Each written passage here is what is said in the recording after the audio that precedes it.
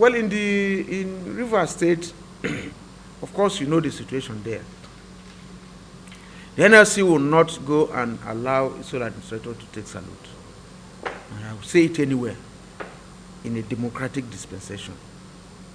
If we are not in democracy, probably it will be just by the way. That is one. Two, it could even degenerate into other things if the workers come out there with anger. Even since he came into office, you know, he has even stopped the pension, gratuity and others of people there. So we want to take control of what is happening in Rivers, outside the frenzy of May Day. In Edo, there are complications. The state governor or state government introduced an imposter who is claiming to be a chairman of NLC there, and another one is claiming to be acting secretary of NLC. And we have our chairman in Edo State, and they said the man was in support of the former governor and that he made political statements that the state will boil and all that under the former governor. Now what you are going to do is you complain to us, and we go through our statute book to see if he's found wanting. If he's found wanting, we discipline him according to our rules. You can ask an auditor, even if that guy is incapacitated, auditor can't take over. We have our rules, we have our processes. You can't remove any official there without writing us, and we invite you, investigate the people, set up a committee to listen to them on their issues. And for somebody to jump up, and I can tell you that even the person, his union, has suspended him. As we talk today, his union has given a directive that this should not happen. But it appears that the governor there is enjoying what is happening. Maybe after May Day, we'll see him, we'll visit him, and do eyeball to eyeball with him. You know, because that's not how to behave. We set up a committee, the Minister of Labour intervened, a committee, joint committee of Minister of Labour and the NLC visited Edo, and they met with him. He promised that he was going to reach out to me for us to resolve the problem. When I waited for him, I couldn't. I called the line they gave me, it was not picking. They gave me another one that it was his WhatsApp line. I called, he was not picking. I sent messages. Up to now, no response.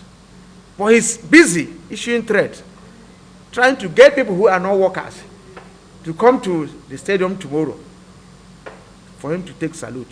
If he does that, if he continues that way, we're going to relate with him that day. And secondly, Edo is not properly implementing the issue of minimum wage. Edo has been a very important state for us. When minimum wage was 18,000, Adams started paying 25,000. It was ahead of other states. Even all these states that are paying it something, whatever, Edo was paying higher than them. Obaseki came, and minimum wage was 30,000. He was paying 40,000, higher than any other state in the country.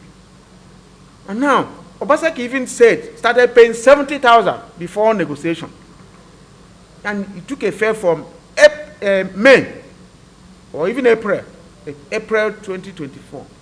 He started implementing April, May, June, July before the federal government. And see if the federal government negotiates anything beyond this, they were going to pay.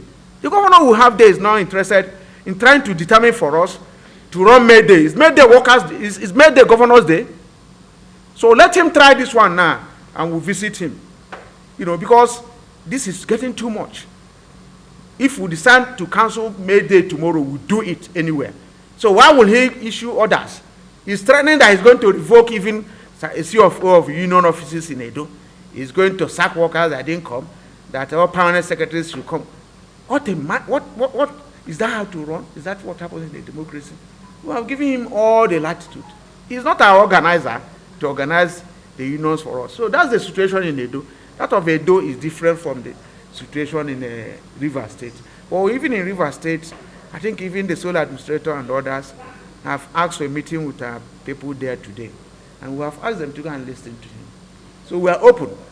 You know, so we don't have any problem in Edo. We have our chairman. The NLC doesn't have post called acting secretary.